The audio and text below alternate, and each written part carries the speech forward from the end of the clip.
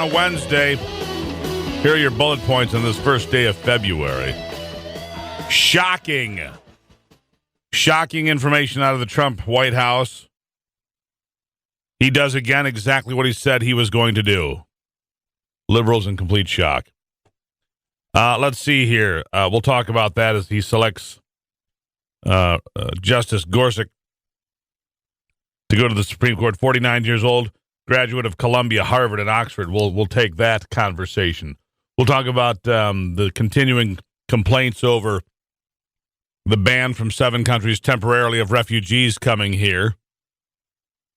Secretary Kelly, by the way, says he was not surprised. And we'll take a closer look at the party of Jefferson, Jackson, and Kennedy in full-on tailspin.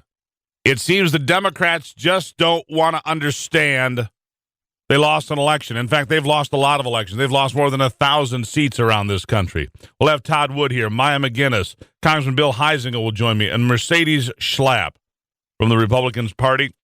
It's a big show. You better get some coffee and sharpen 2 pencils today, boys and girls, because there's a lot to learn. You're listening to The Steve Gruber Show.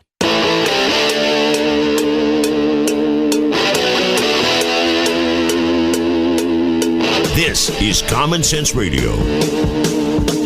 Straightforward and no excuses. All right. Come on now. This is the Steve Gruber Show.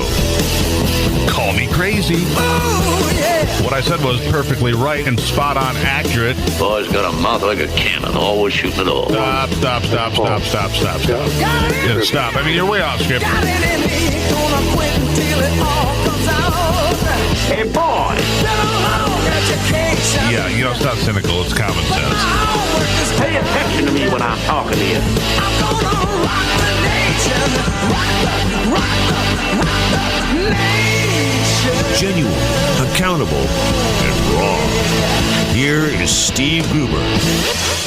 All right, so the big announcement last night, and does this guy know how to do theater or what? I mean, you can say what you want, but holding a prime time announcement for the Supreme Court nominee. He has the top 2 contenders in Washington, so nobody actually knows what's going to happen. And President Trump makes a dramatic announcement, which is instantly received by the Democrats, who promptly reveal files that Neil Gorsuch, the nominee, kicks puppies, uses vulgar language, and, heckles at piano recitals. Yeah. I mean, Nancy Pelosi, within moments, these people must have a trunk full of ready-made signs of protest. It's the Rent-A-Riot crowd. Oh, my God. Donald Trump said it's lunchtime. It's time to go riot. It is so absurd. And I'm going to tell you something. The Democrats, they're sailing into oblivion. We'll talk about that in a moment. But first, let's hear from President Donald Trump as he announces his choice to fill the Supreme Court vacancy, a seat once held by the late Antonin Scalia. Clip 7. Go. Today, I am keeping another promise to the American people by nominating Judge Neil Gorsuch of the United States Supreme Court to be of the United States Supreme Court. And I would like to ask Judge Gorsuch and his wonderful wife, Louise, to please step forward. Please, Louise, Judge. Here they come. Here they come.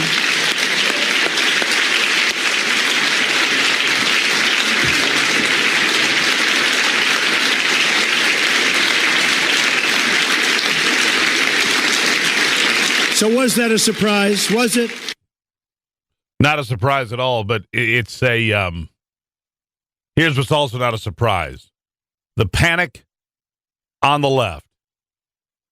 The panic on the left. Nancy Pelosi goes ballistic on CNN and just torches this judge.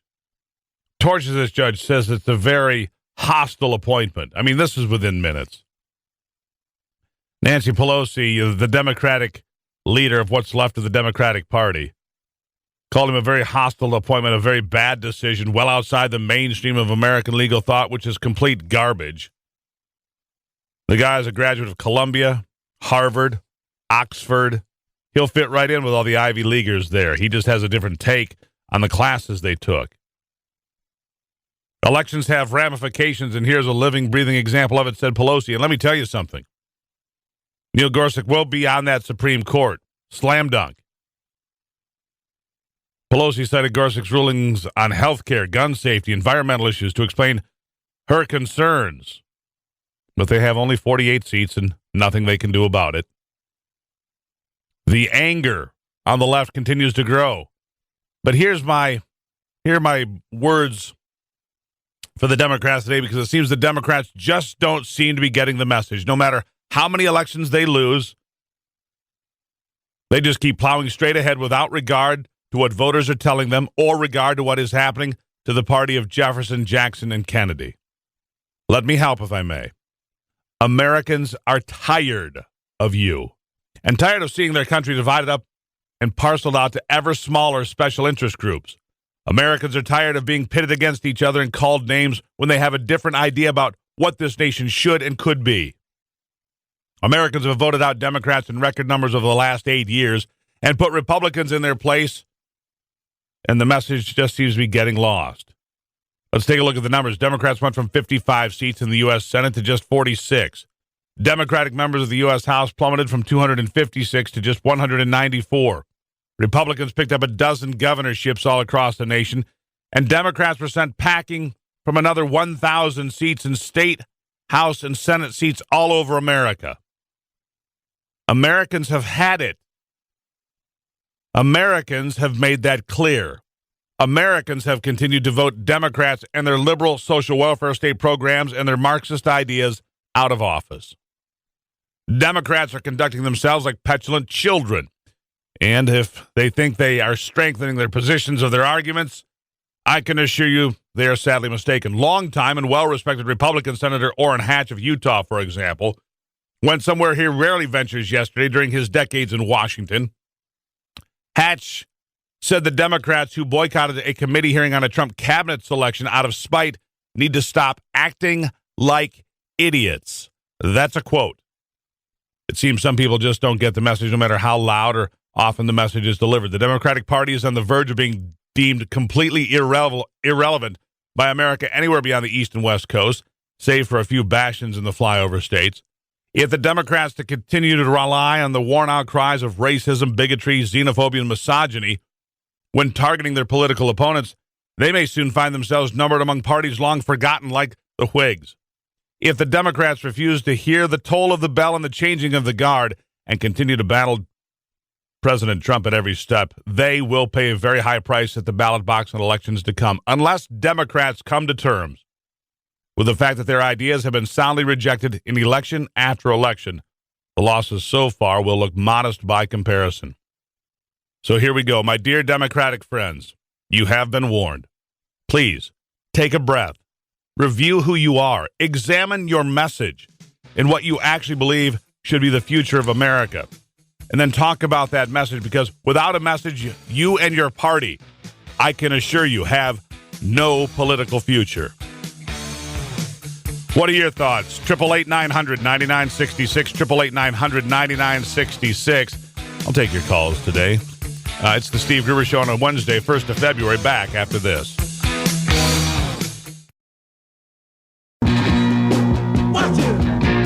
Delivering Michigan common sense with a big dose of truth and honesty. I was born in a crossfire hurricane, and I howled at my mother's driving rain. Here's how bad it has gotten, and I'm going to take issue with some Michigan Democrats here in a second. But first, here's a quote. This is a crisis moment, said Ben Wickler of the far-left radical advocacy group MoveOn.org. If grassroots Democrats hear their elected leaders treating Trump's nominee for the Supreme Court as business as usual, it's not that they'll be disappointed or crestfallen, they'll be furious, he said, adding that Senate Democrats should have an unified and morally crystal clear response to Trump's nominee. As soon as we know who it is, we should say no. Well, that's brilliant. Stan checking in from Grand Rapids on the hotline. Stan, welcome to the program. Yeah, hey, thanks, Steve. I wished President Trump would have got out there and done a preemptive strike on the Democrats. See, now it's going to take 8 Democrats in order to vote him in, the judge, Gorsuch. All right, so he was already approved for the Colorado appellate court. Now, 8, he could have said, all right, these guys, they've already vetted him and voted him in, and then name off all the Democrats that voted him in. And then that way, they can't go back on themselves and say, oh, he's a racist, or he's, this, that, a puppy killer, whatever. You know what I'm saying? I don't think he kills puppies. I think he merely kicks them. Oh, yeah. Well, same. Yeah, I think that... And do that with all his the people that have already been voted in and vetted, and that way they can't come back on themselves and Well, I don't disagree with you, and I appreciate that. But here's the thing: he's already a federal judge. Stan, thanks for calling. He is already a federal judge. He was approved the last time through 95 to nothing, and that's what Donald Trump put out there for them to consume, the Democrats, because they've already put this guy through. He's young, really young by Supreme Court standards. When President George W. Bush nominated John Roberts to the high court, much ado was made about his youth of 50. The idea was that at his age, Roberts could have the unique opportunity to set a legal precedent of almost 40 years. Gorsuch, even younger at 49. So you can be sure his age will be seen as a positive to conservatives and a big negative to those on the left. But he has the perfect credentials. I mean, he really does. Columbia, Harvard, Oxford, you can't beat that. He fills all the boxes.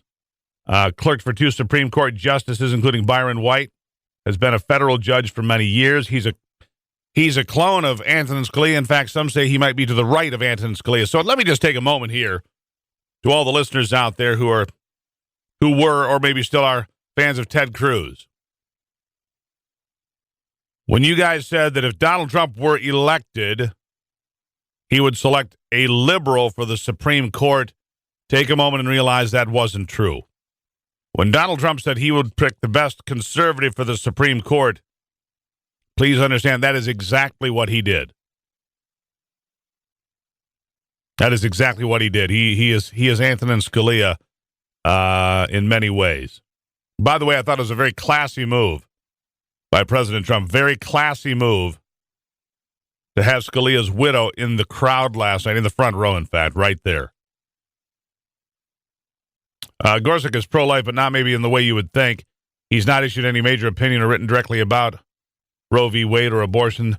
The test that so many on the left want, it'll be hard to nail him down. This will make his confirmation process somewhat easier.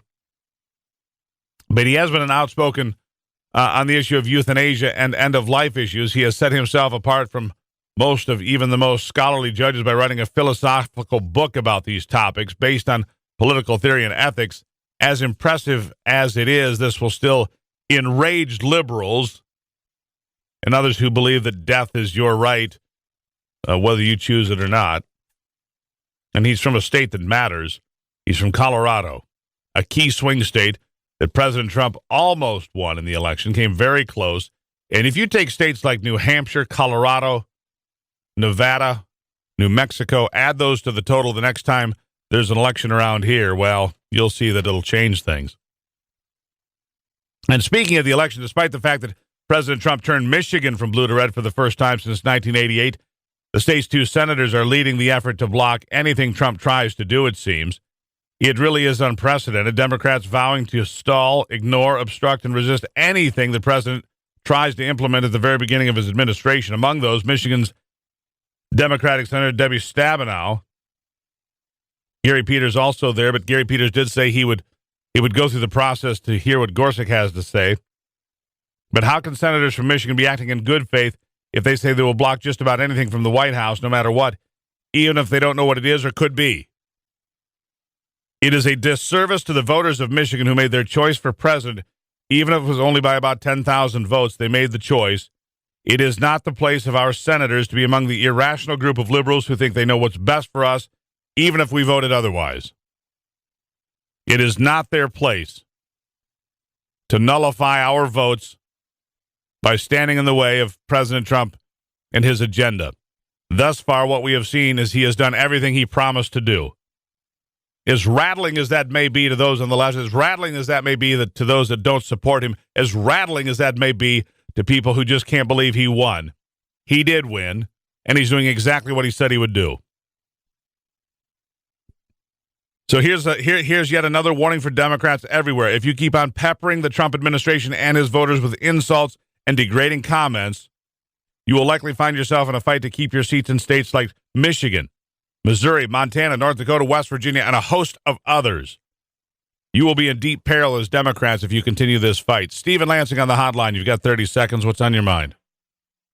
The only problem here is that you're just coming to the or most of these people are just coming to the reality of who Double D, as in Do Nothing Debbie, or Debbie Stabenow, how really, truly impotent she is and how far left she is, because she has voted with the president over 92% of the time. Think about that one, boys and girls. And that is frightening, Debbie Stabenow, but she's up for re-election in 2 years' time.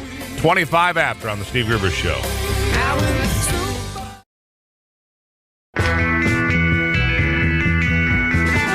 Taking a closer look at the stories that affect you most with a big dose of common sense.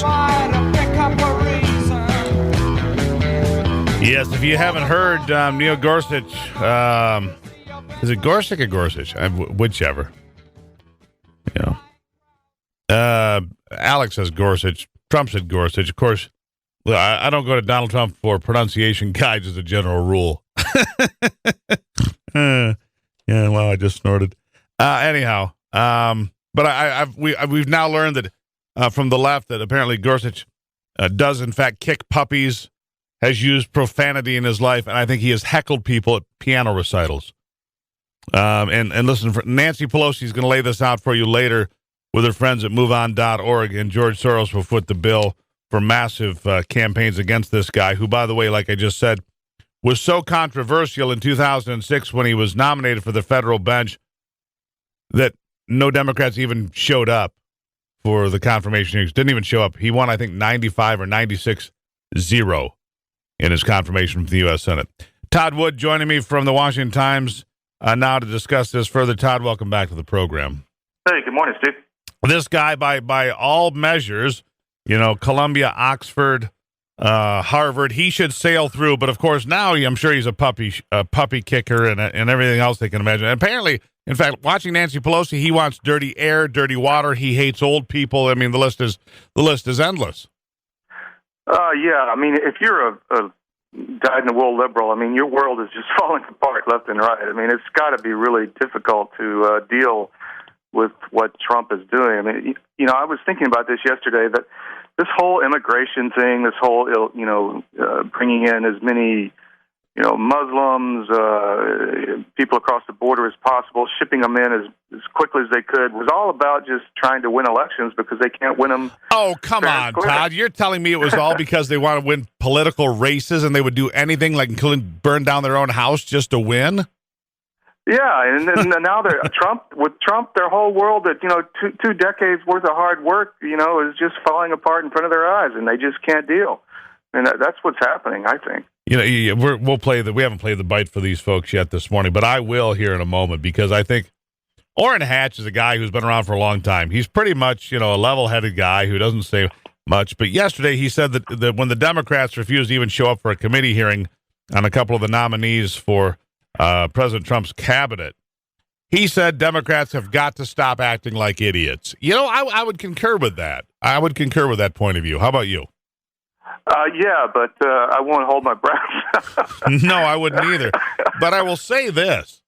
You know what? They were out protesting at the Supreme Court within like 5 minutes last night. I mean, what do these people got? A trunk full of signs that are ready to protest? It's Rent a Riot. RentARiot.com. Show up immediately. Start protesting. All the signs are interchangeable. It's about animal rights and earth rights and, this right and that right. And by God, we're ready to riot right now. Do these people not have jobs?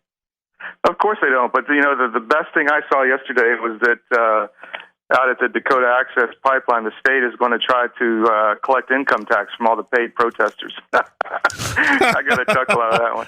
That is good. Is that in North Dakota, South Dakota? Where is that? Yeah, in the Dakotas. I think that's beautiful. All right. So Gorsuch, he should go through without question. Of course, people like Lucky Chucky Schumer will try to fillet him. I hope Chuck doesn't burst into tears again, though. It is so touching when he gets emotional like that. Yeah, that's funny. Yeah, that's good stuff there. But the big conversation prior to this week, of course, has been the block of 7 nations, temporarily, I might add, a law that was signed by Barack Obama in December of 2015 that said these 7 nations have a lot of connections to terrorism. We need to be very careful with these nations and how we vet the people coming in. Donald Trump thought that was a good idea. And so he decided, listen, let's put it in place. And you would have thought that he has, gone and burned a mosque or done something like that, which, of course, couldn't be further from the truth because nations like Indonesia or India, with the second largest population of Muslims in the world, or Pakistan, there's no blocking of people from these countries because they're not connected to terrorism. So it has nothing to do with being a Muslim, as they try to tell you. But here it is. What do you make of it? Well, Steve, you're missing the whole point. The whole point was that they hurt some feelings of 100 or so people for a few hours. I mean, that means they're evil, racist bigots. I mean, come on, don't you know that? Feelings got hurt? Oh, I didn't realize. Well, there you go. Yeah, they were delayed at the airport for a few hours. I mean, that means they're completely un-American and the law is bigoted. Here's something I haven't asked you about. I don't think we've talked about that. That's crazy. But I think here's something I was thinking last week. I was sitting in my car last week, and I got stuck there because I was listening to Theresa May talk to the Republicans in Philadelphia. I think it was last Thursday. And I was so riveted by her speech and her comments. I thought it was spectacular. And then she comes over and she meets with the president. And they talk and they have what it seems like a really good, I'll call it a summit meeting, where they say, listen, we each need to work together on this thing. They talked about NATO. Prime Minister May, very much interested in keeping NATO alive, as is Donald Trump. But you wrote an article recently saying that Trump treats NATO like a jealous girlfriend. Now, why did you write that? Well, as I wrote in the article, I was trying to figure out this whole thing, and I'm always trying to figure out what Trump's motivations are and why he says things, because I think he doesn't say anything off the cuff. I think he's much more focused than people think he is. And a friend of mine who's just a huge Republican, which you probably would know the name, but a pretty influential guy, and he emails me and he's like, I figured Trump out. He's just treating him like a jealous girlfriend. He's making NATO jealous by, cozying up to Putin and showing them another reality unless they get their act together and pay their fair share. I mean, it's very simple, and it made sense to me. What was your take on Theresa May? I think she's, has her heart in the right place. I think she's a little squishy here and there, but she says she's going to follow through on Brexit, so we'll see what happens. Yeah, I actually thought her comments were quite compelling, and I thought she did a good job, and I think that she needs a friend maybe more than Donald Trump does right now. I mean, she does because of Brexit, and she was one of the leaders of Brexit, and so a lot of pressure on her for things to go well. And, of course, then you've got Article 50 where people are trying to slow down the Brexit or try to prevent it from happening at all. Sounds a little bit like liberals here in America that, don't want to let Donald Trump have a cabinet, apparently. He's up to 4 now because he has an education secretary in Elaine Chao. So critical to moving forward, obviously. But they continue to obstruct and block. And if the Democrats continue to do that, I can assure you. Well, maybe Trump can be like Thatcher was to Reagan and just tell May, don't go squishy on me, don't go wobbly on me, or whatever it was. He can be the one she can lean on. Well, that could very well be true. And I just thought that she was. I was impressed. It's the first time I've really sat and listened to the woman talk. First time I really had a chance to see her interact, and I thought I was fairly impressed with her performance. That's all, and I look forward to a good relationship there. Yeah, of course. But I am concerned about what the left is doing both here and there, because, like I said, Donald Trump doesn't even have a cabinet at this point. Yeah, I hope that's temporary. They're going to do what they can, but all of this is not going to amount to hill of beans 2 years from now, because the country will be radically changed back the other way from what Barack Hussein Obama was trying to do. And I should warn the Democrats one more time as I keep warning them. Keep acting this way, and you're going to have a bad outing in 2018. You have at least 10 seats in states that went red, including the one that I'm sitting in, plus Montana, Missouri, North Dakota, West Virginia. The list goes on. They could be in trouble. Todd Wood, real quickly, what's your website? LToddWood.com. Go get yourself a great novel. We'll sign it how you want and ship it to you quickly. There you go. L. Todd Wood. Thank you, my friend. Take care. 41 after on the Steve Gruber Show. We'll be right back. Keeping you in touch with Michigan and the world. Well, I wish I was a catfish swimming in a. Let me explain something here real quickly to you, and that is that the left is going to try to delegitimize this Supreme Court seat as well. The New York Times, the first out, their entire editorial board. I want to read you an excerpt just out moments ago because I want to give you a glimpse at the left just doesn't get it. You see, Supreme Court nominees do not happen historically in America if the vacancy occurs in an election year, as it did in 2016 with the death of Antonin Scalia. Here's what the New York Times editorial board writes today. It's been almost a year since Senate Republicans took an empty Supreme Court seat hostage, discarding a constitutional duty that both parties have honored throughout American history, and hobbling an entire branch of government for partisan gain. President Trump had a great opportunity to repair some of that damage by nominating a moderate candidate for the vacancy, which was created when Justice Antonin Scalia died in February. Instead, he chose Neil Gorsuch, a very conservative judge from the Federal Court of Appeals for the 10th Circuit, whose jurisprudence and writing style are often compared to those of Justice Scalia. If Judge Gorsuch is confirmed, the court will once again have a majority of justices appointed by Republican presidents, as it has for nearly half a century. For starters, that spells big trouble for the public sector labor unions, environmental regulations, and women's access to contraception.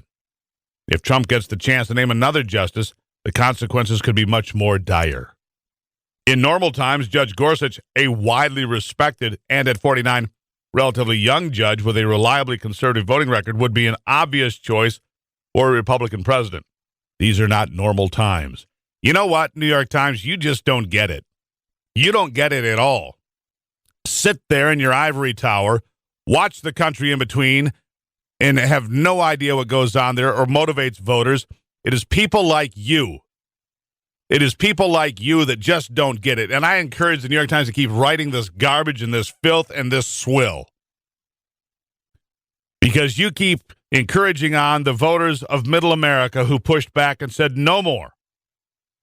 No more of your elitist ideas. No more of you dictating from your towers on high to the rest of us, to the peasants of this land. No more should we be ridden over, flown over, forgotten until election years, time and time again, to be discarded, our families irrelevant, our lives irrelevant until it comes time to beg for our votes, at which point we're the greatest thing in the world until another 4 years disappears. The United States Senate was not obligated to take up Merrick Garland at all. And in fact, in American history, it doesn't happen. And you know why it doesn't happen? Because Democrats made it that way.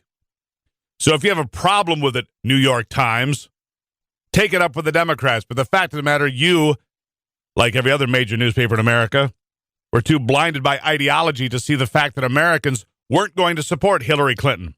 You're too blinded by ideology to have any clue what goes on in Peoria, Illinois, or Lansing, Michigan, or Madison, Wisconsin, for that matter, a liberal bastion. You have no idea what goes on there. You just expect their vote to come in, which is why Hillary Clinton never even visited Wisconsin, not a single time.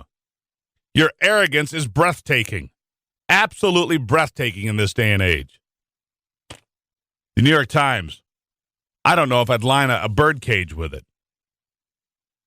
Now, speaking of the Democratic movements that continue to go on, Orrin Hatch, longtime Republican senator from the state of Utah, well-respected, a guy who believes in etiquette and manners.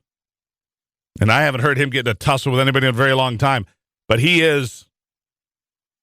too has had his fill of the Democrat shenanigans and obstructionism.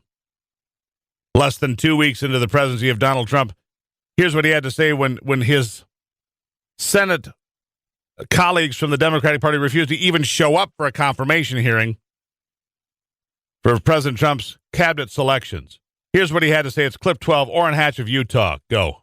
I can't understand why senators who know that we're going to have these two people go through can't support the committee in a markup of these two people. We have just been presented, just a few minutes ago, with a list of demands by the Democrats. Didn't have the courtesy to tell us a week ago, and they could have easily done that, although that was too late, too, because we've had these hearings, we've had all these meetings, we've worked together, and I was led to believe that they were ready to vote today. I've never seen anything quite like this. If the media doesn't criticize them for this, then, my gosh, you'll know what this country's going to go through in the future, because you'll never get the truth at all. I mean, this is the most pathetic thing I've seen in my whole time in the United States Senate. Pathetic. Pathetic. The most pathetic thing he has seen in his entire time in the United States Senate. And he's not a guy who normally gets into saying those sorts of things, mincing those words. I've looked deeper into this New York Times piece I was just quoting. These people are so self-absorbed and self-involved, they have no idea. You know, they're bemoaning the possibility that the Republicans could introduce the nuclear option and the filibuster for Supreme Court nominees. Gee, geniuses. Wasn't it the Democrats that did just that thing in 2013? Isn't it the Democrats that changed the Senate rules after 2 centuries so they could get their stuff done without having to wait for somebody to say yes or no? It is the left that has destroyed the rules process, and you sit there and complain about what could happen. Let me tell you, there's not going to be a nuclear option because there won't need to be one. Because Heidi Heitkamp and Joe Manchin and McCaskill from Missouri and others will know that they have to vote for this nominee, because if they don't, they're going home permanently. They may anyway. But if they stand in front of this Supreme Court nominee, which is exactly what Donald Trump said he would do, like everything else, he's doing exactly what he said he would do, which, if you don't think that makes America happy in the middle, for you on the left coast and the right coast, well, let me tell you, you're going to be surprised one more time, which is incredible. You've lost more than 1,000 seats in the last 8 years, and you still don't get it. 52 after.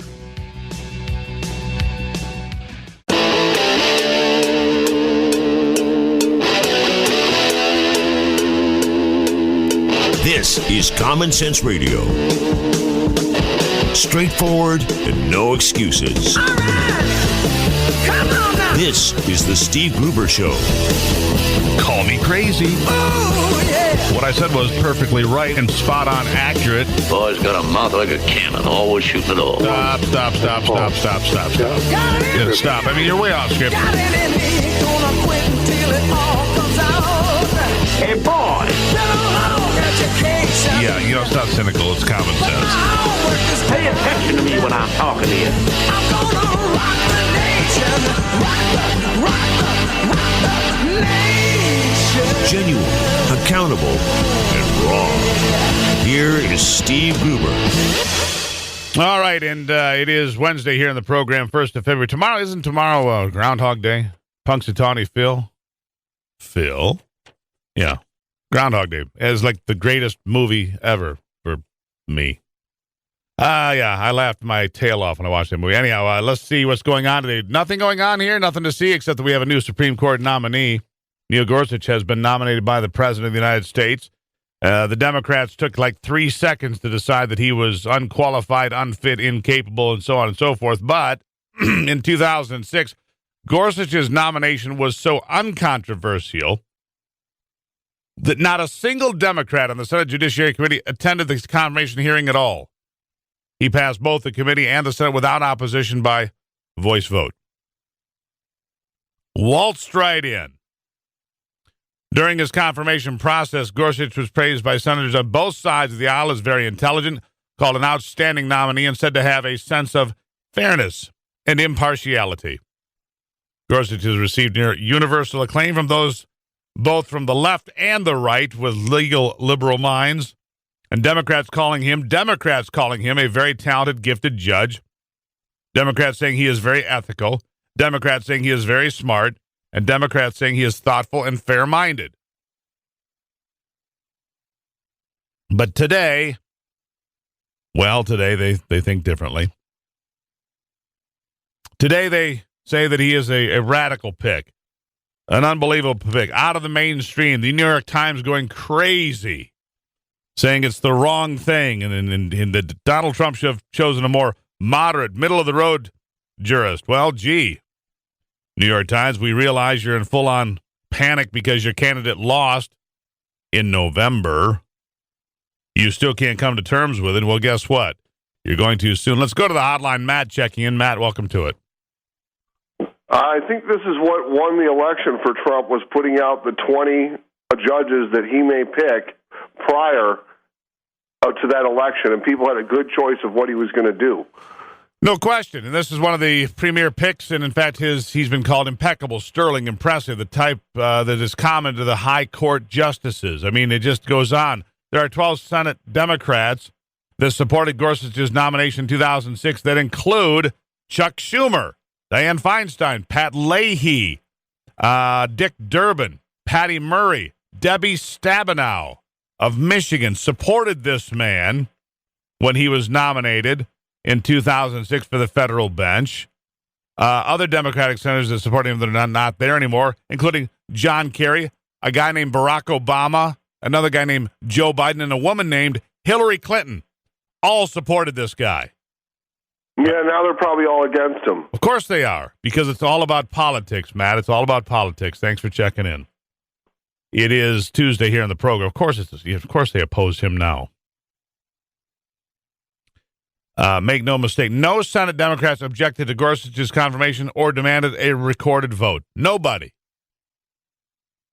Barack Obama, John Kerry, Joe Biden, Hillary Clinton, Debbie Stabenow, Robert Menendez, Pat Leahy, Dianne Feinstein, Chuck Schumer, all supported Gorsuch's nomination in 2006 to the federal bench. Now, 10 years later, suddenly he's the Antichrist. Shows you how politics work. I'd like you to hear from Gorsuch himself. How about that? If you didn't hear it last night, I want to take 2 minutes of your time here. This is where you sharpen your pencil and you write this down. And remember that politics is what is driving the conversation now from the left. And thoughtfulness and the right jurisprudence is driving the conversation from the right. Here's Neil Gorsuch after he was introduced by President Trump last night. It's clip 8. Go. Mr. President, Mr. Vice President, you and your team have shown me great courtesy in this process. And you've entrusted me with a most solemn assignment.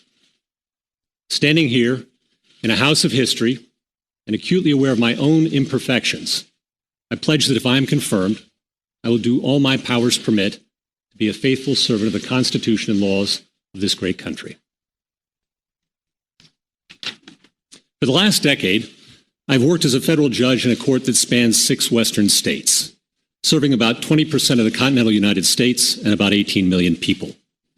The men and women I've worked with at every level in our circuit are an inspiration to me.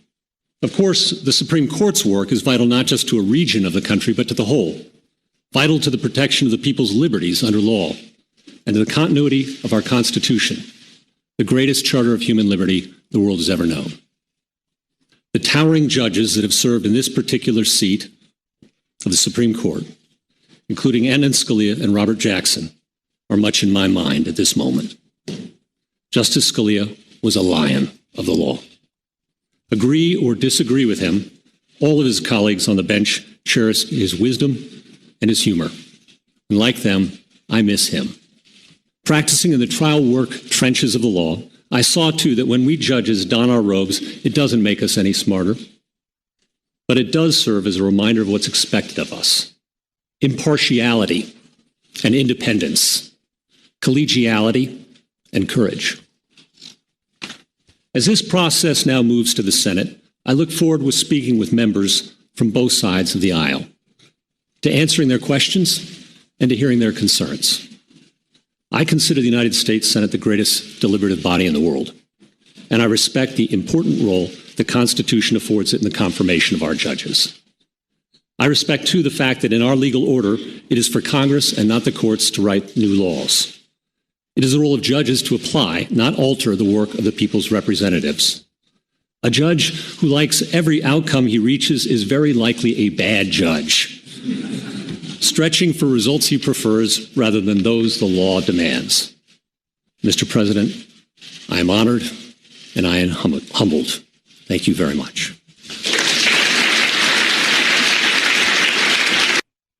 So let me get this straight. If you're coming up with rulings that you like every time, maybe you're not doing something right. Is that what I am to gather, Your Honor? That's what I get out of it. By the way, I just posted that list for your help and conversations to the Steve Gruber Show Facebook page. The list of senators, Democrats, both current and former, that supported Neil Gorsuch when he was elevated to the federal court back in 2006.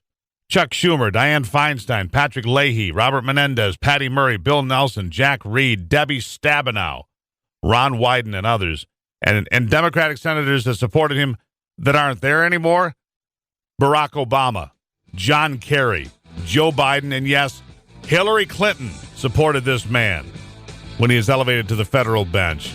And yet the liberals now are calling him a divisive pick, something out of mainstream America. He won 96-0 in his confirmation, by the way. You tell me what the truth is. 14 after on the Steve Gruber Show.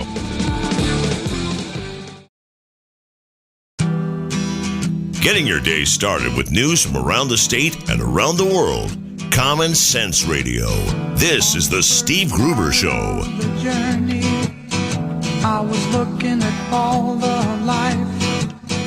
There were plants and birds and rocks. 18 after. It is Wednesday. It is 1st of February, believe it or not. A lot of snow for folks in the last few days here in Michigan. So January was mild in the middle, but a lot of snow on either end. And if you like winter activities, well, this is your time of the year. My next guest, Maya MacGuineas, president of the Committee for a Responsible Federal Budget. Maya, welcome to the program. Thanks for having me. Well, the backdrop to a lot of things we talk about, I just saw that President Trump got a $600 million reduction in one of the military contracts.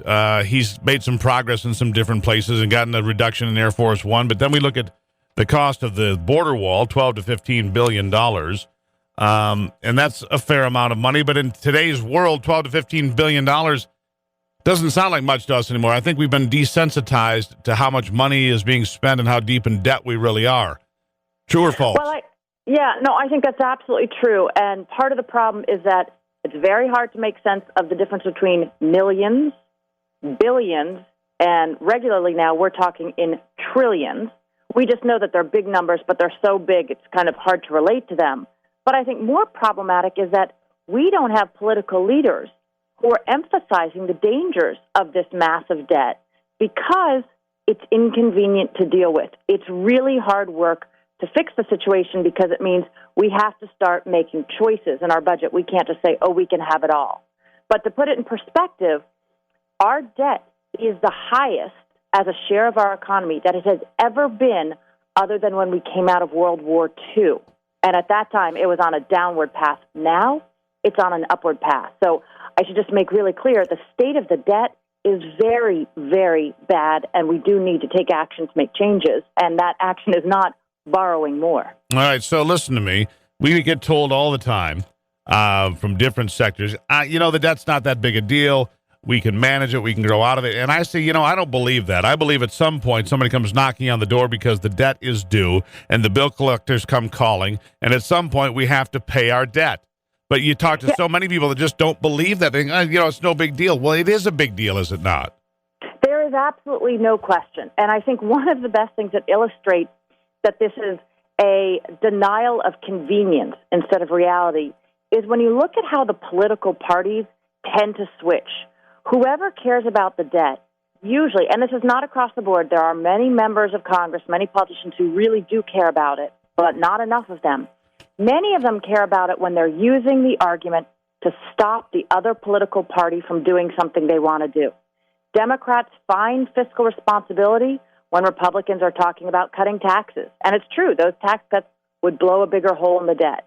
And Republicans find fiscal responsibility when Democrats are talking about expanding big spending programs, again, which will blow a hole in the debt, but you have to be consistent. The point about being fiscally responsible is you can't borrow for things you don't like, but you also have to be willing to pay for the things you do like. And I should also clarify, just because I'm saying you shouldn't be borrowing more when your country's carrying trillions and trillions and trillions of dollars in debt, we shouldn't be borrowing more. It doesn't mean we can't do more. We just have to be willing to offset the cost. Well, the problem is it takes courage. Maya, it takes courage because in order to do it, you need to do what Germany did, for example, which is raise the retirement age for Social Security. That'd be one of the things you have to do. You have to have the courage to tell people the truth. Look them in the eye and say, listen, because of bad behavior over many, many years, we're in this hole. And if we don't do something about the hole's going to cave in on us and we're going to be buried alive. I mean, that's really the truth. And if we don't fix it, that's what's going to happen. Because if we don't change right now, in 10 years' time, the interest alone will be the third or fourth highest priority on the federal budget. Just the interest. You know, interest-only loans are a time bomb. Right, and already the interest is the fastest-growing part of the budget. Faster than health care costs, faster than all the things we worry about. Interest is the fastest-growing part of the budget. But you're right. This is about leveling with the American public, just telling people the truth, which is if we want to do something, we need to pay for it. That's true for tax cuts. That's true for spending increases, whether you love the policy, whether you hate the policy. And more than that, we actually need to do some proactive changes so that our budget isn't on this unsustainable path where the debt is growing faster than the economy, interest is growing faster than anything else. And we need political leadership that's not pandering. We have all right, so let's hear it, pandering. Maya. You think about this all the time. You write about this. This occupies an irregular amount of your time, I'm thinking. Yes. But which right. So it is. I mean, it's what you do. I think about it a fair amount as well. What can be done? Seriously, what has to be done to turn it around? Where do you cut spending? Nobody wants to cut military. Nobody has the courage to cut social programs, but they should. Where do you cut? Where do you make changes? How do you grow? What can be done? Great. So the answer is the problem is so big, we're going to have to do it all. And while that might sound tough, it's actually a good thing. It means everybody, every group, every political party has to be part of the solution. So you already brought up an interesting and important part, which is our biggest programs for the elderly population, Social Security, Medicare. Those are our biggest programs. They're our fastest-growing programs, other than interest, and we need to make changes there. We can make gradual, targeted changes. Let's raise the retirement age, but it doesn't mean it starts tomorrow. We can put in place a retirement age that starts growing a couple years from now very gradually. Doesn't affect anybody who's already on the program, but saves money over time. We can make other changes to Social Security, whether it's means testing or changing the way we calculate inflation, which overstates it. On Medicare, there are a lot of things we still need to do to control health care costs. As we're talking about repealing and replacing Obamacare, we need to do it thoughtfully so that those changes don't add to the debt. There's a risk that they could. We do need to look at our social spending, and we need to not just do it in this blunt way of a sequester, across-the-board cuts. We need to think about what's outdated, what's working, what's not working. You said nobody wants to cut defense, but actually one of the more bloated parts of defense is defense entitlements. There are people who never served a day in combat who are getting huge retirement benefits. There's a lot of benefits there that we could look at. It's not about not taking care of people who have served. We have to do that. That has to be a commitment in this country. But there's bloated parts of the budget. And then finally, you cannot do this without looking at revenues. The problem is just too big. But we have to, and you made this really important point, think about how to reform the tax code in a way that grows the economy, doesn't harm it, and then it has to grow the economy to the point where we actually get I have to leave it revenue. Right there, Maya. I think you got them all, and I let you go. I think you got them all. Great job, great education. We'll talk soon. Thanks. The Steve Gruber Show, American Values with Midwestern Common Sense.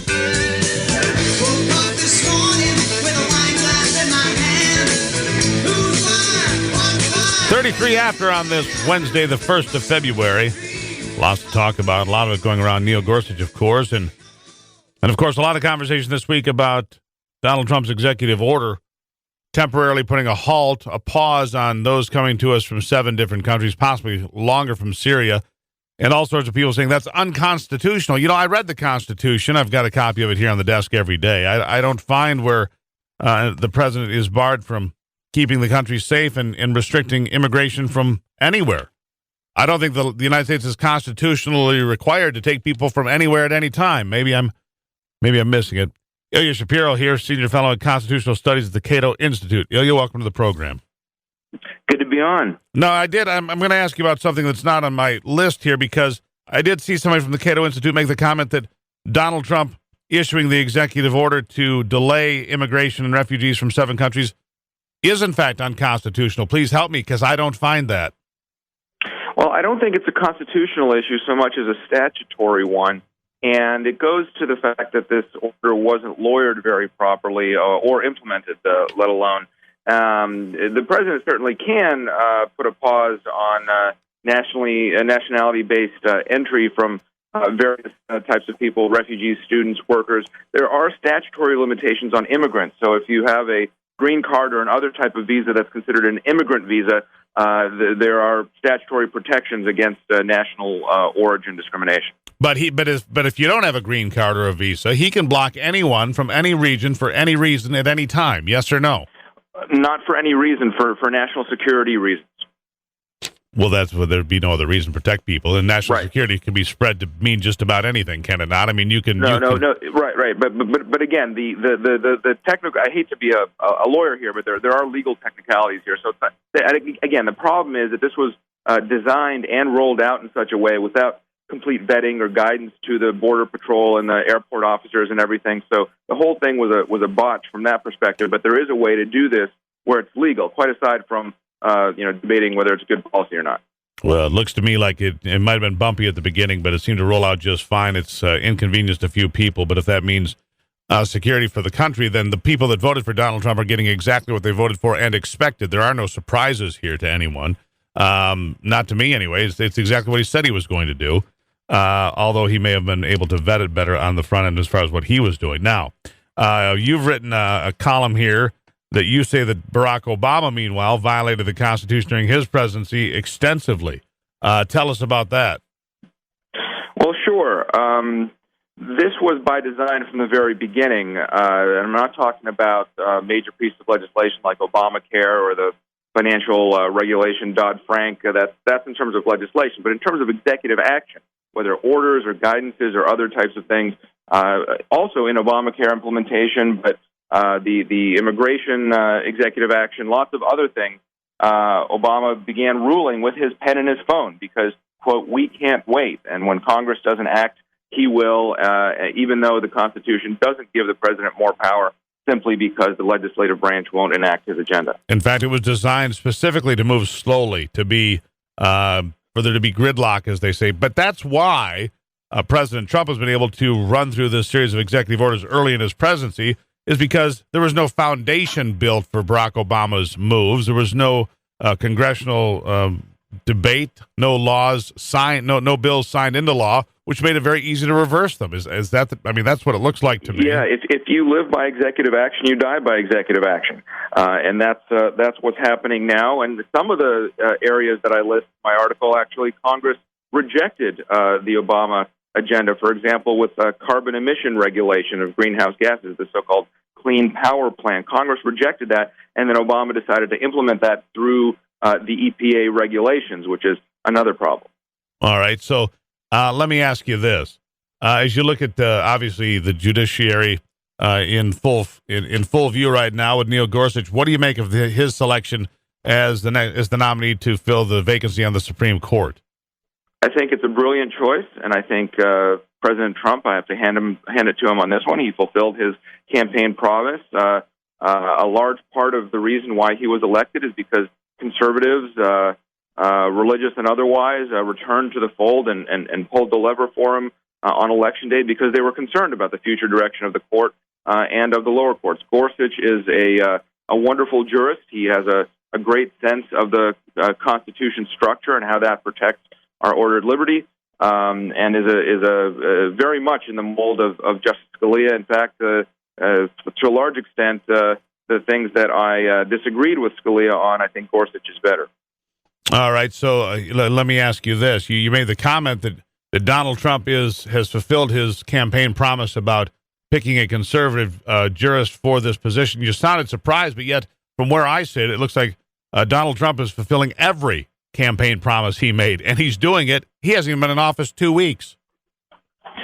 Yeah, I mean, he said what he's doing, what he said. It's not so much that I'm surprised, but he has on the campaign trail. He wasn't the most disciplined in terms of he said lots of things, and you have to take him seriously, but not literally, and all that. I'm just saying that it was unorthodox. The putting out the list. It was a great list of judges among whom he was picking, and he focused in on the laser-like on the good ones. So, he's not a lawyer. It's not that he has expertise in this, but he is listening to the right people, and I hope that he continues to do so. Well, there's the opportunity potential that he could get, even if he only serves 4 years, he could get 1 or 2 more, conceivably, correct?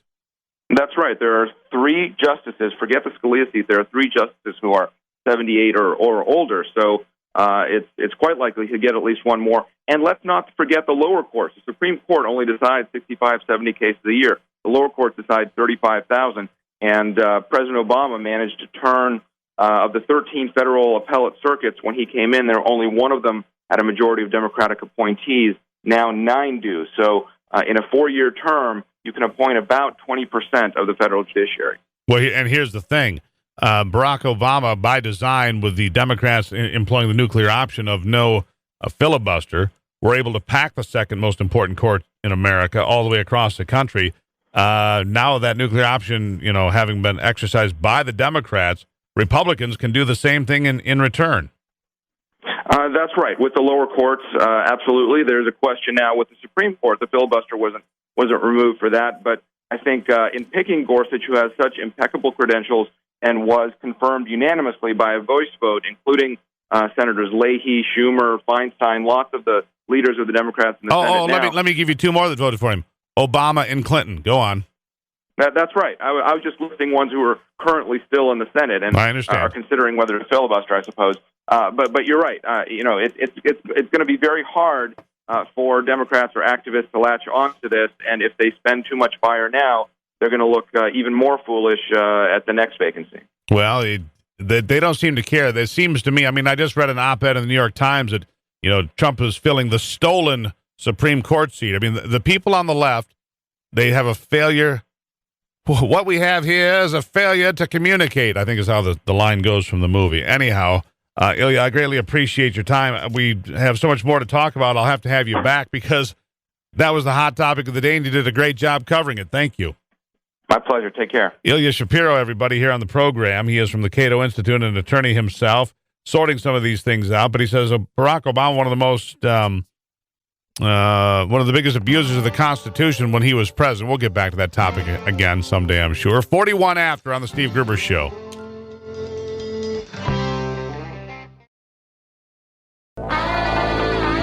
Genuine Michigan common sense on display every day.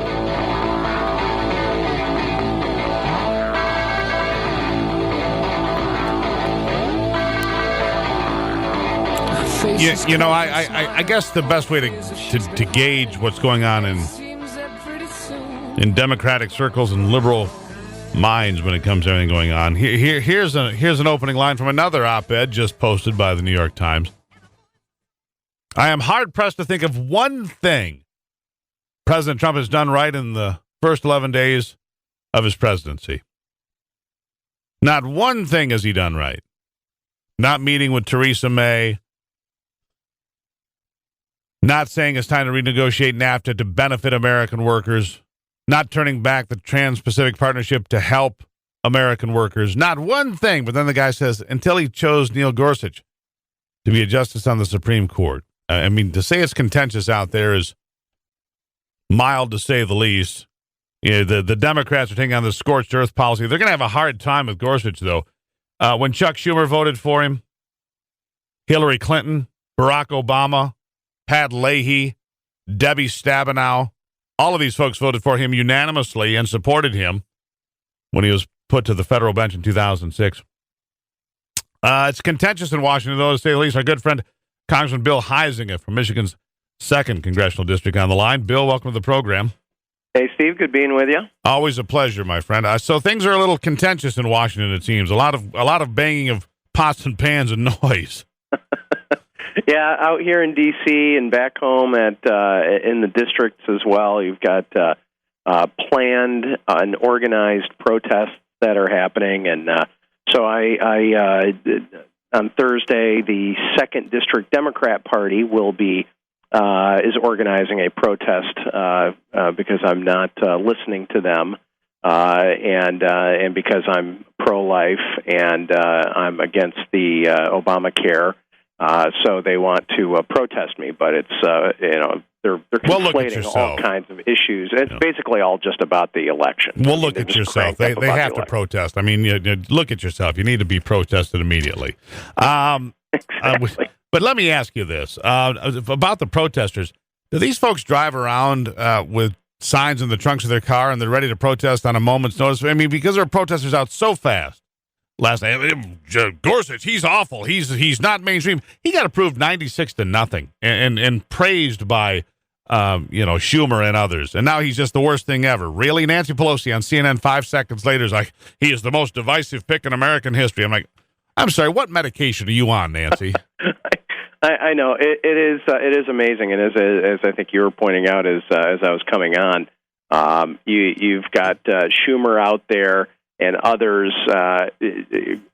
just going after him. However, you've got our own senators that had. Actually, it was at the time. It was just Stabenow. Gary Peters wasn't there yet, but and Debbie Stabenow and Chuck Schumer both actually supporting him for judge in the past. Yeah, big supporters. Let me ask you something. We got to play a little inside baseball here, can we? Sure. I mean, how often do you run into Nancy Pelosi? Do you talk to her? I mean, do you have a conversation with her? Is it possible to have a conversation? Does she always have people around her? She's insulated. Seriously, give us a little bit of behind the curtain here. Yeah, I will admit freely, Steve, that I have not gone out of my way to try to book an appointment with her. I'm shocked. I feel I've got more positive and productive things I can do with my day. It is interesting. She's very busy, and leadership. It's highly structured. It's others around around her. There are some reasonable folks that you can talk to and deal with, and again, we've talked about this before. What gets highlighted is the top line battles. There's all kinds of functionality that happens underneath that, where we actually get some things done. It unfortunately, though, has just expanded on the political front, and virtually everything is now political. And declaring this Wednesday would be political. Well, no question. I think it's controversial if Donald Trump says it's lunchtime. I mean, that's how bad it's gotten, and it's contentious. But on the same token, I'm talking to people here, and I'm sure you're talking to people in your district, in the 2nd District, that everything that Donald Trump's doing is exactly what they voted for. And I believe that if Donald Trump ran for president today, he'd end up with more votes than he did in November of 2016, because he is doing exactly what he said he was going to do, and at a very fast pace. And what I'm hearing from a lot of people is, again, I still might not like his tone, or I might not like exactly what he's doing, but the guy's actually doing what he said he would do. And, that's what you're seeing, a lot of that surprise from the American public. Wait a minute. Somebody who actually said what he was going to do, he's following through on that, keeping his trying promises. To do it as quick as he can. Yeah, keeping his promises. It's crazy. Okay, but he can only do so much with the executive orders. He's turning over what Barack Obama did in large part, but now it's going to have to be time for you and Congress to move forward. And Obamacare at the top of that list. Where are we, do you think, on that timetable? Because it's something that was talked about a lot, been battled back and forth. Where are we? Yeah, we've got, in fact, we had our joint House-Senate retreat, policy retreat last weekend in Philadelphia. You might have seen the protests there, too. Yeah, I heard about it. And we had Trump was in, Theresa May came in. Mike Pence spent a lot of time with us and talking about sort of the mechanics. And the House is going to be pushing forward with what we can do, and it's going to be over a series of different types of votes. That's going to be done in the House yet this spring. The Senate's obviously got their Supreme Court nominee that they're dealing with. They're still having to fill out the rest of government. They're going to continue to have those votes, including for Betsy DeVos for the various cabinet levels appointments, and that's got to get done. That's going to take a period of time, and then by the time they're done with that, then we will have delivered what we need to do on Obamacare and making progress on tax reform and a number of other things. And they'll be hitting that this summer and into the fall. You have a busy schedule in front of you, Congressman. I always appreciate you taking time to talk to us here at the program. Appreciate your time again this morning, my friend. Hey, thanks for having me on. We'll talk to you again soon. Congressman Bill Huizenga, everybody, Michigan's 2nd Congressional District, keeping us up to speed on the goings-on of Washington. We'll take a quick break right here on The Steve Gruber Show.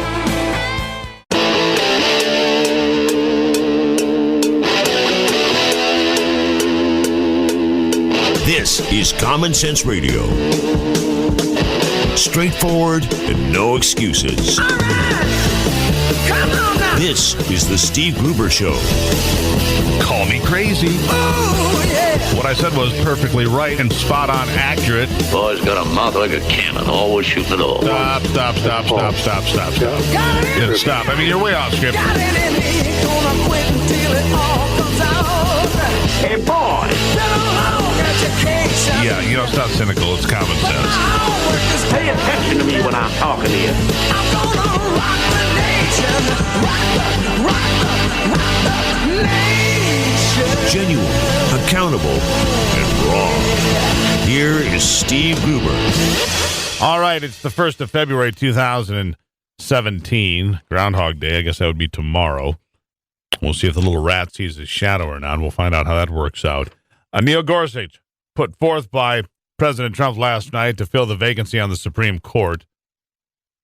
Neil Gorsuch, who was supported when he was elevated to the Federal Appeals Court 10th Circuit in 2006, supported by Chuck Schumer, Pat Leahy, Debbie Stabenow, and by former Senators Barack Obama, Hillary Clinton, John Kerry, and a host of others. He sailed through. In fact, his nomination in 2006 was so uncontroversial that he won his nomination unopposed, 96-0. And most senators, in fact, all of the Democrats, didn't even bother to show up for his confirmation hearings. That's how uncontroversial he was. But now, make no mistake, everything is controversial. Donald Trump continues to do exactly what he said he was going to do. For those that voted for Donald Trump, based on the idea of putting forth a conservative jurist, they are applauding today, I can tell you. For the people that supported folks like Senator Ted Cruz during the primary season and the run-up to the nomination, they too are applauding this choice by Donald Trump. It is exactly what they paid for. It's exactly what, for Cruz supporters, it's exactly what they said wouldn't happen. They said if Donald Trump gets elected, he's going to choose a liberal. He picks the most qualified conservative jurist they could find, a guy that some say is slightly more conservative than Antonin Scalia. Slightly more conservative than Antonin Scalia. In fact, let's just hear this from Donald Trump, because he is fulfilling campaign promises one right after another after another. The Democrats are shell-shocked, say we won't work with him. We're going to stand and we're going to block this confirmation. Nancy Pelosi comes out moments after this announcement last night and calls Gorsuch divisive and, out of the mainstream and all the other garbage they always say when they don't believe, when they just don't like somebody politically. But here's what Donald Trump had to say. Here's what the president had to say in announcing Judge Gorsuch last night. Clip 7. Go. Today, I am keeping another promise to the American people by nominating Judge Neil Gorsuch of the United States Supreme Court to be of the United States Supreme Court. And I would like to ask Judge Gorsuch and his wonderful wife, Louise, to please step forward. Please, Louise, Judge. Here they come. Here they come.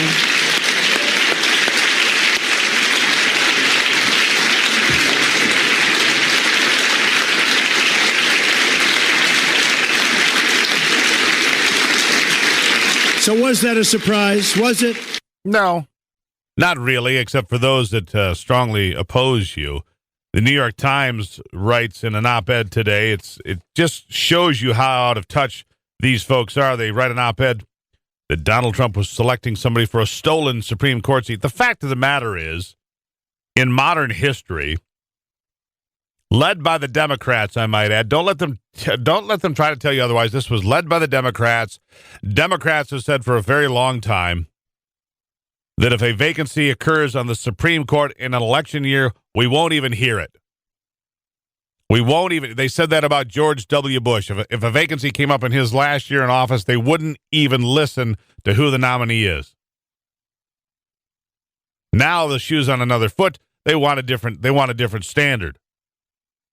And as far as Harry Reid goes, the ghost of Harry Reid lives on, and not good for the Democrats, because Harry Reid's the one that got rid of the filibuster, went with the nuclear option back in 2013, which means Donald Trump can also stack all the appeals courts, all the federal courts around the country. He only needs 51 votes to approve people. And Gorsuch is going to the Supreme Court because Republicans reserve the right to use that same nuclear options, but it seems that Democrats just don't seem to get the message. No matter how many elections they lose, no matter how many elections that they lose, they keep plowing straight ahead without regard to what voters are telling them and without regard to what is happening to the party of Jefferson, Jackson, and Kennedy. Let me help if I may. Americans are tired of seeing their country divided up and parceled out to ever smaller special interest groups in return for votes. Americans are tired of being pitted against each other and called names when they don't agree with somebody or have a different idea about what this nation should and could be. Americans have voted out Democrats in record numbers over the last 8 years and put Republicans in their place, and yet the message seems to be getting lost even now. Let's take a look at those numbers. Democrats went from 55 seats in the U.S. Senate to just 46 now. Democratic members of the U.S. House plummeted from 256 seats when Barack Obama took the oath of office to just 194 today. Republicans have picked up a dozen governorships in that time all across the nation, even in places like Massachusetts. In fact, Democrats lost nearly 1,000 seats in state, House, and Senate seats all over America. You see, Americans have had it. Americans have made that very clear. Americans have continued to vote Democrats and their liberal, social welfare, Marxist ideas out of office. But the message isn't getting through. Democrats are conducting themselves like petulant children. And if they think they are strengthening their positions or their arguments, I can assure you they are sadly mistaken. Longtime and well-respected Republican Senator Orrin Hatch of Utah went somewhere he has rarely ventured this week.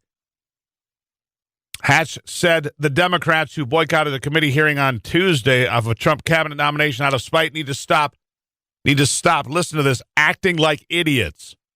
Well, it seems some people just don't get the message, no matter how loud or how often the message is delivered. The Democratic Party, frankly, my friends, is on the verge of being deemed completely irrelevant by America beyond the East and West Coast, save for a few bastions of the flyover states. If the Democrats continue to rely on the worn-out cries of racism, bigotry, xenophobia, and misogyny when targeting their political opponents, they're going to soon find themselves that they're completely obsolete and forgotten. If they refuse to hear the toll of the bell and the changing of the guard and continue to battle Donald Trump at every step, they will pay a very high price. Unless Democrats come to terms with the fact that their ideas have been soundly rejected in election after election, the losses so far will look very modest by comparison, I can assure you. So here it is. My dear Democratic friends, you've been warned. Please take a breath. Review who you are. Examine your message. And examine what you actually believe should be the future of America. Without a message, I can assure you of this. You and your party have no political future. So you may want to consider stepping across the aisle, shaking hands, saying, what can we do to make America great again? 14 after. Covering Michigan and the world from his bunker below the bridge. Here is Steve Gruber.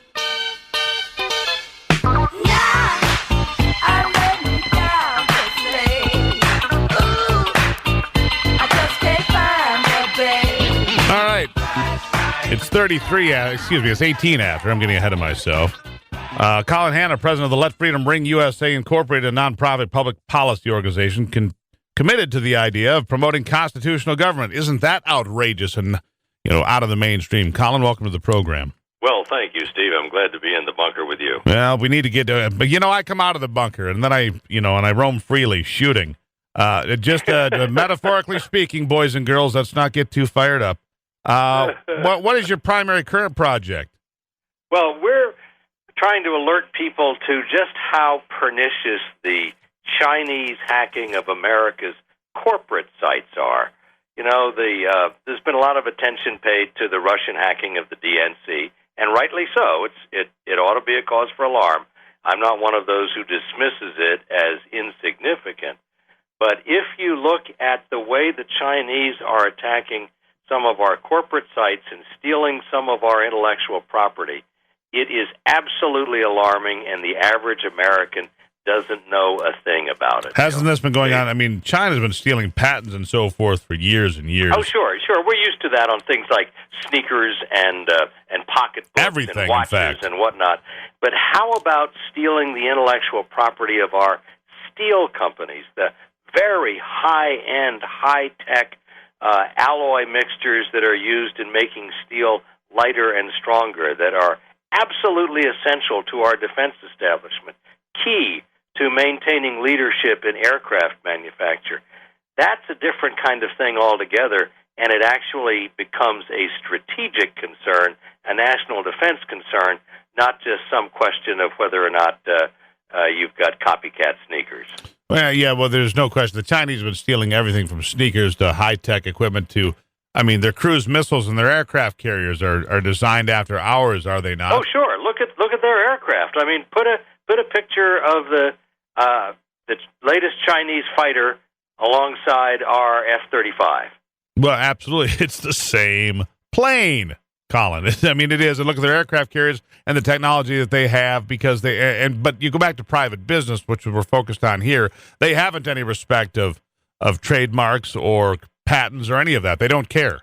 Absolutely not. But it's one thing to rip off a piece of software or a DVD or a pocketbook design or something like that. It's another thing to fundamentally weaken, Steve, one of the main backbones of our national defense industry. That's the point I want to make people aware of. What they've done with regard to the steel companies in particular ought to just send shivers down the spine of the average American. Yeah, the average American's looking at Facebook and Twitter and and Snapchat. They don't care. They don't care, Colin. They just sit and drool on themselves and their hands, and then they stare around the room blankly. Then they go back to their news sites provided by Comedy Central, and they move on with their day. The sad thing is, Colin, that particular type of American votes wrong anyway, so I'm not really worried about that. But my question to you is this: what can this administration do that has been clear that it's a new game, a new sheriff, a new age in America for industry and everything else? What do you expect from Donald Trump? What would you hope for? Well, I would hope that he would actually pursue something that the Obama administration has been very reluctant to engage in with regard to the International Trade Court. There is a suit right now between U.S. Steel and the Chinese government, which could lead to major sanctions and even financial rewards. And it's the first actual case of cyber theft, international cyber theft of intellectual property, and it's been kind of bounced around between administrative law judges. It's never gotten the attention that it ought to have. Yeah, probably. Well, the thing is, it doesn't sell a lot of newspapers. So my question then becomes, how do you get the attention of these people? How do you move it forward? How do you say, listen, this is serious. This is important? And the answer is talk radio. I like your answer. Through shows like yours, that this is not something insignificant, something trivial. This is something strategically important to the future defense of the United States, and we need to stand up and defend our inventions the same way that the founders intended when they put protection of inventions right in the main body of the text of the Constitution. Well, there you go. So, all right. So a lot of things are going to be challenging for this president when it comes to trade. Obviously, theft by the Chinese, but you have to look at other things as well, which is currency manipulation, which is obviously a hot-button topic with the Chinese. But you look at what's going to happen with the Trans-Pacific Partnership because it has now been set aside, renegotiating NAFTA, which many of these things are clearly important to the working class, middle-class Americans, but these are going to be difficult, long. These will take a long time to negotiate, will they not? Oh, absolutely. But the jobs saved are the very jobs that Donald Trump ran on his commitment to save. And that's another important thing. Not only is it strategically important for the defense of the country, but these are the jobs that Donald Trump said he would try to save and bring back to America. And what do you think his chances are? I mean, the Chinese they're very adept at, as you said, stealing our secrets, stealing our technology, stealing the things that we have done and created here. How do you fight back? You fight back every way you can, including the courts. That's the point about the International Trade Court. Just go at them, go at them. Even though it's going to be difficult, never give up. Well, there you go. Colin, if people are trying to figure out more about Let Freedom Ring USA, which is your organization, nonprofit public policy organization, tell them how they can find you. Thank you so much for asking. It's on the web at letfreedomringusa.com. Well, as an entrepreneur myself, I try to spread the good news. You're a good man. You're a good man. We're here to help. All right, Colin Hanna, thank you very much, my friend. Appreciate it, Steve. All right, we have to protect ourselves is the takeaway from that from the Chinese on a variety of fronts these days. And there's a lot of other folks. Listen, there's still much money to be made in America. And they want to get as much as they can put in their own pockets and then abscond with it across the ocean somewhere. Still to come, Mercedes Schlapp will be here, Republican strategist, about the Supreme Court nomination. Harold Burstein will be here, talking about advances in cancer, cures, and how we address cancer in 2017. It's all straight ahead right here on The Steve Gruber Show. Michigan, born and raised with Midwestern values and Michigan common sense.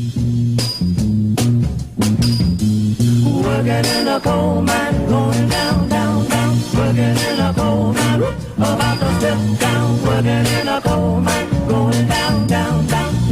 All right, a big night. I mean, let's accept this, shall we? President Trump knows how to attract media attention and put on a show, that's for sure, and suck the air out of the room. Scheduling an 8 o'clock primetime announcement for his Supreme Court nominee, Neil Gorsuch. Quite a performance, and it attracted all the news media. They're all there. My next guest, Mercedes Schlapp, a Republican strategist, joining me. Mercedes, welcome to the program. Hi, good morning. Glad to have you here. Of course, despite the fact that Neil Gorsuch, I think, won Senate approval last time, 96-0, I believe it was, in 2006 when he was elevated to the federal bench, supported by people such as Barack Obama, Hillary Clinton, John Kerry. Those senators obviously not there anymore, but Chuck Schumer's still there. Debbie Stabenow's still there, and all of a sudden you see Nancy Pelosi run out. This is the most divisive pick I've ever seen, and so on and so forth. The foolishness is really astounding. The arrogance is astounding. Neil Gorsuch is a pick who was so non-controversial. The first time around, Democratic senators didn't even show up for the confirmation hearing. That's right. But obviously Democrats they're not even picking their battles. They're just going after every single action that Donald Trump moves forward. This is no surprise that even Gorsuch, who we know is beyond qualified for being a Supreme Court justice, is one who, as you mentioned, had bipartisan support when he was nominated and confirmed through the Senate, nominated by President George W. Bush and then confirmed through the Senate for the U.S. District Court of Appeals of the 10th District. There's no question in legal experts' minds, both on the right and on the left, that he is very well respected, and the fact that he has such a deep knowledge and understanding of not only the Constitution but legal history. And what they're upset about is the fact that this goes back to having a bit of a grudge, or a big grudge, on the fact that the Republicans, that Senate Majority Leader Mitch McConnell, did not move forward on Obama's Supreme Court nominee pick. But nobody in an election year unless Congress is held completely by one party or the other, has ever moved forward on a Supreme Court nomination, a vacancy that happened in an election year. It's not unusual. It's not, right. And it was the Democrats, I might point out, led by people like Joe Biden, who pointed out that if George W. Bush had a vacancy in his final year in office, they would not hold a hearing. But yet, it's a different day, isn't it? Well, and you have to understand. I think the Democrats, they're you have Nancy Pelosi making her comment, obviously being critical of Gorsuch. You saw the New York Times had 4 op-ed pieces just alone today against this nomination. Yeah, I read from a couple of those. I mean, the New York Times is in a full-on panic attack. Right. Well, they all are on panic attack, but then they have to really think to themselves, this is the seat that would be the Justice Scalia seat. So maybe the Democrats might not be as panicked. It's the next Supreme Court nominee justice who they're probably more worried about, because it could be a Ruth Bader Ginsburg, one of the more liberal seats that they really do not want to lose. But I think for the Democrats right now, you're seeing, you already heard Senator Durbin saying that he would give Gorsuch an up or down vote, and you're seeing some of these Democrats not necessarily following the Schumer line, but basically saying, look, we're going to move forward on a confirmation hearing. We're going to move forward on a up or down vote. So that, I think, is promising in making sure that this moves Maybe forward. they But there is the theory out there that the Democrats might want to keep pushing forward on a filibuster and try to see if they could keep the court 4-4, which I think would be a dangerous move by the Democrats, because Mitch McConnell won't allow that. He'll move into the nuclear option, which would be that then Gorsuch would only need a 51 vote majority, which I think would be detrimental to the Democrats. If I think it's detrimental to America, because I think what they did in 2013 was wrong. I think changing the rules after a couple of centuries was wrong. I think that what Harry Reid did was out of bounds and wrong and dangerous to the Constitution. I would feel the same way if the Republicans do it this time, but I would understand if that was what they had to do to move forward, because they have people that are not acting in good faith, quite simply, not acting in good faith. I did hear from Gary Peters, Michigan senator, that he too will be listening to the hearings and giving this man an up or down vote. So some senators are going to move forward. And I think you're going to find that that we will have a Supreme Court justice. I think obviously it will be Gorsuch in the next 2 to 3 month process. Right now, Gorsuch will make his rounds, talking to the different senators, obviously making his pitch, and they're going to ask him the tough questions. And so they'll have to Democrats will be on the record in trying to figure out what his position will be on abortion and gun rights, and the list will go on. And I think that Gorsuch has really been true to understanding. He believes in the original intent of the Constitution. They call it also textism, which is not texting, but actually looking at the text of the Constitution and what the intent would be, interpreting the laws in that case instead of pushing forward any sort of policy positions. I think we're going to find very much in the light of, and I've spoken to several of these legal experts who knew Justice Scalia, very, very much feel comfortable with this pick. They also say that he's a bit different from Justice Scalia. Justice Scalia was known as being an emotional justice to a certain extent. It was that Italian in him, and I think Gorsuch has a bit of a different temperament. Speaking of emotional, I understand that Chuck Schumer burst into tears again last night over this. So we want to be careful we don't hurt Chuck's feelings, because we don't want him sobbing like he's John Boehner or something. I know. Good Lord. He's taken up the role. Someone's got to cry over there in somebody Congress. had to. Let's get some tissues to Capitol Hill immediately. But as you look at what's going on in the obstructionist behavior of the Democrats so far, I think that Donald Trump has exactly 4 of his cabinet nominees have been approved so far. We're almost 2 weeks into office. One of them being Elaine Chao, who's about as controversial as paint. Seriously. Well, she was confirmed, so they flew her in yesterday. Right, she's there. She's number 4, so she's like the easiest one they could pick. Right. But Orrin Hatch, who generally has a certain amount of decorum, says they've got to stop acting like idiots. I mean, that's pretty harsh from Orrin Hatch, in my estimation. Well, what's happening is that the Democrats are becoming the protest party. They're protesting everything. I mean, they're protesting at the airports. You had Elizabeth Warren up with her bullhorn. They're protesting out of the Supreme Court. She's on the warpath. And it's part of it's what you find when a party's in disarray. It does not mean that the Democratic Party is not going to reorganize and retreat recharge itself and re-energize. That definitely could happen. But right now, they're a bit of a boat without a captain, a ship without a captain. Well, that's true, but I will tell you this, Mercedes Schlapp, with this GOP strategist, I'll tell you this, and I've been saying this and writing this for some time. If the Democrats keep on peppering the Trump administration, his voters, with insults and degrading comments, you'll find yourself in places like Michigan right here and Wisconsin and Pennsylvania. Donald Trump will win by wider margins than he did before. He'll also win Nevada, New Hampshire, Colorado. Make no mistake. Keep insulting the people. I mean, if your plan before was to insult people into voting for your candidate and it didn't work, insulting them more is not a strategy. Well, especially when what you're seeing with President Trump is the fact that he is a man of his word and he's a man of action. And he basically, you notice what his campaign topic themes were, and he's moving forward on each and every one of them. Some of it a little messy. Yeah, sometimes it's messy, but that's something we learn quickly in government. Can it be slow moving? Absolutely. But in terms of his executive orders and pushing forward deregulation and Obamacare, help for small businesses, and we know that Donald Trump is not too polished either, Mercedes. We have to leave it there. And so, yeah, some of it's rough, but he's a man keeping his word and keeping his promises, which is what America voted for. Mercedes Schlapp, you come back anytime. Greatly appreciate it. Thank you. Thank you for having me. There you have it. Mercedes Schlapp here on the Steve Gruber Show. We'll be right back.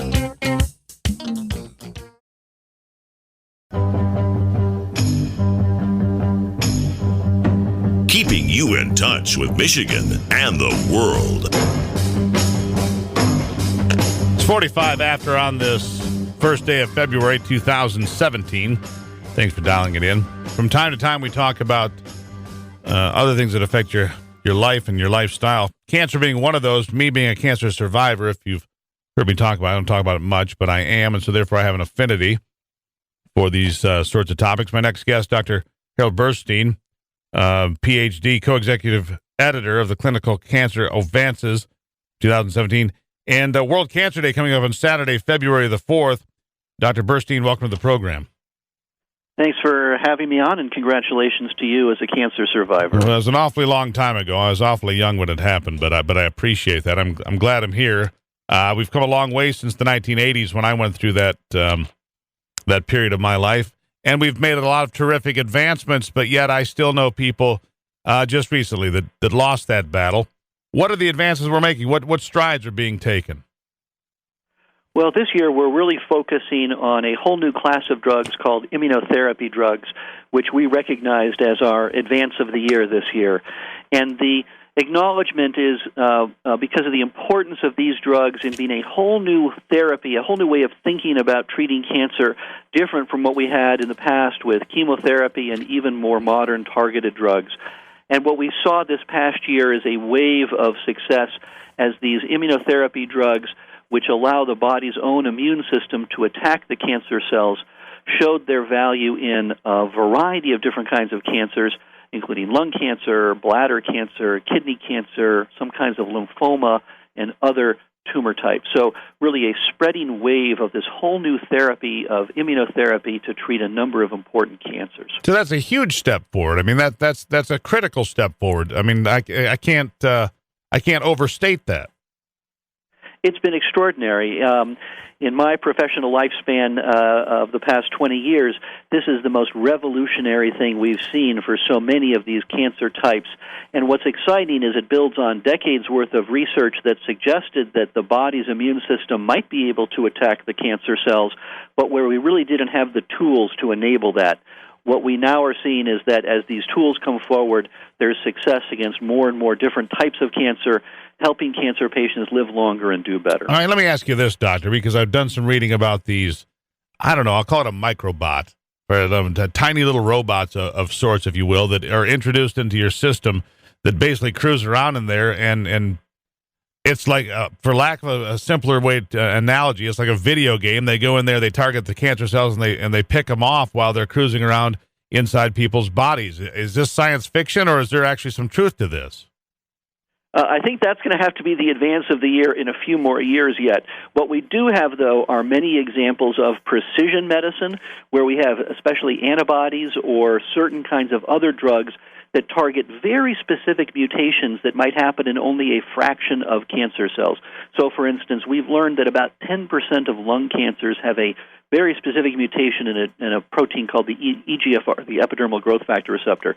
If you use an EGFR-targeted drug, you can see remarkable success in that fraction of patients with those kinds of lung cancers. So what about... But we have a ways to go before the microbots. Well, I understand, but those studies are being done. I mean, the people are out there doing that sort of research. What about immunizations and being able to prevent some cancers by, preventing certain diseases, be it cervical cancer as comes to mind? Are there certain ways, if you can keep different viruses and other pathogens out of the body altogether, that it lessens the risk of ever getting the disease?